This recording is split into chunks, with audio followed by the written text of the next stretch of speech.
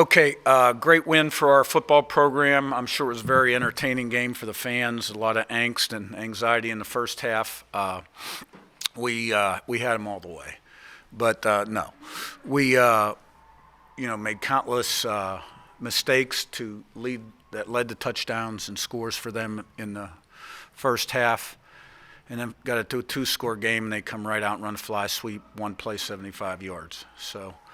Everybody's going to ask, what'd you tell them at halftime? And, it's funny, I've been in this situation 3 or 4 times now in my head coaching career, and it always seems to work out the same way. Just talk to them very calmly about, we haven't played very good football. Here's what we've done. Okay, here's how we need to play. And let's just play one play at a time and play a good second half and not look at the scoreboard. And it seems like it works. But the credit goes to the players on the field because they make the plays. I think coming out in the second half and scoring real quick like that got the crowd in the game, got energized the sideline. We were playing and trying to get the calls in a little quicker on offense there because we knew that we had a way to go and time could be a factor. And then the defense really stepped up and seemed like they sacked the quarterback every time on third down. And there were a lot of great performances out there. So to come back from that deficit, that's why I think that football as a vehicle is a great teaching tool for student athletes later in life. The lessons that you learn that, if you keep your nose to the grindstone and are persistent and never give up and do things the right way and don't lose your poise, that you can be successful and things will eventually turn around. And that's what I really love about coaching as I get older, to see how these young people develop when they're young and when they leave their program, what they're like, but also the things that they learn while they're here that can help them later in life. What does it say about Percy to have that fumble in the first half, but put it behind him and bounce back and score a pretty big touchdown in the second half? Yeah, well, Michael Jordan missed a lot of game-winning shots, right?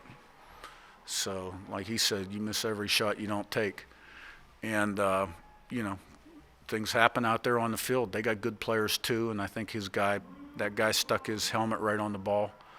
And, Percy didn't flinch and came back really strong in the second half. And why do you think there was so many difficulties on kick and punt returns? There was a few fumbles that in muff. Well, I'm sure he's not going to rationalize it or make an excuse for it for the players, but the wind was playing havoc with the ball a little bit. It was cold, which we addressed at halftime because I wasn't pleased. We had too many guys hanging out at the warmers on the sideline. I didn't see their guys hanging out on the warmers. But we've got to do a better job of fielding the ball. Plain and simple. You talk about having that even keel at halftime, games like this. Most of the guys who've been here for a while haven't really ever experienced getting blown out. Does that help when they're in that situation? Well, we were in that situation at App State. We're down 28-3. And in this game, we were down, I don't know. Well, we were down 27-7. So to come back from those kind of deficits, here's what you have to have. Your leaders and the guys that play the key positions on your football team have to have great character and be good players. And you have to have a lot of good leaders on your team. But the team in general has to have, a really good culture. Those are the things you work on all year long, right? So that, anxiety and frustration and a defeatist attitude doesn't set in where it snowballs and it gets out of control. You got to have enough experience on your coaching staff to know that, okay, we're not throwing our game plan out the window here. We got a lot of good plays we haven't called. We're just not executing them very well right now. There weren't any drastic changes at halftime on either side of the ball. Okay, the problems were missed assignments and lack of ball security and execution.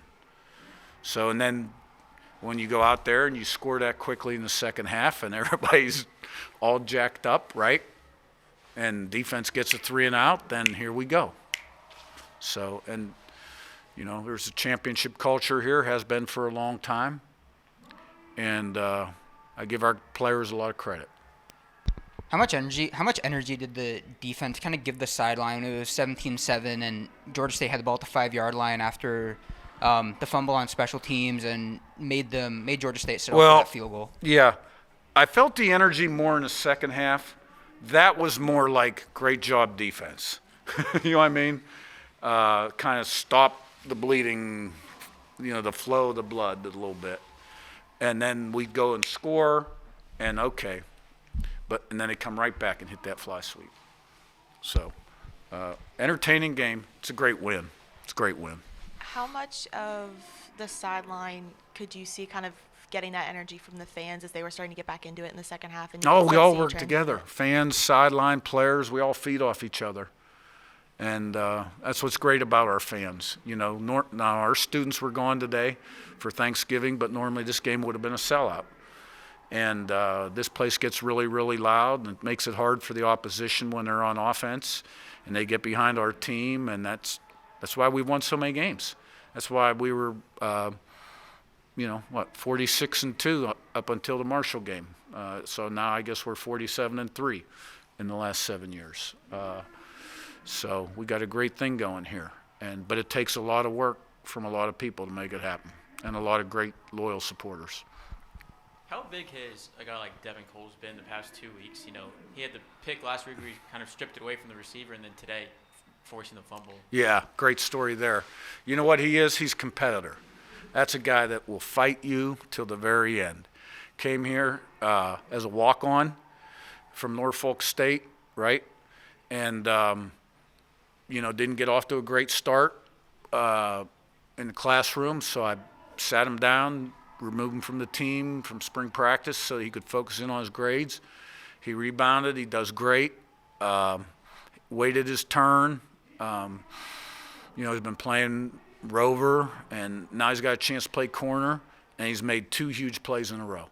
And he outfought that guy for the ball last week, and he took the ball from the guy. That was a great play in this football game, and that is desire, is what that is. Coach, as you look at this season, and you've got a 7-3 record now historically, and putting things into some perspective, one I want to throw at you right now. It took the program, this is season number 51, took 50 years to get 6 FBS wins. You've got 6 in one season. We have 6 in one season. Yeah, well, look, we're the first team to ever do this in 1 year. We all know that. We're the first team to ever play a full FBS schedule in 1 year. Everybody else did half 1AA, FCS, FBS. And this is unprecedented. I felt like going into this game, this team had done great things and was a success, and everything thereafter would be an extra feather in their cap. This is another one. I like the way we're rolling right now at the end of the year. And we got one more home game against, we all know who we play. And we all know that mathematically, when you look at the result and based on all of our years of following athletics, when 2 teams are tied at the top of the conference and in conference, head-to-head is the deciding factor. So while we cannot line up and play in a championship game, we're playing for the Sun Belt East Championship this Saturday. We are. We just can't go to the game. And I'm not going to talk a lot about it all week long.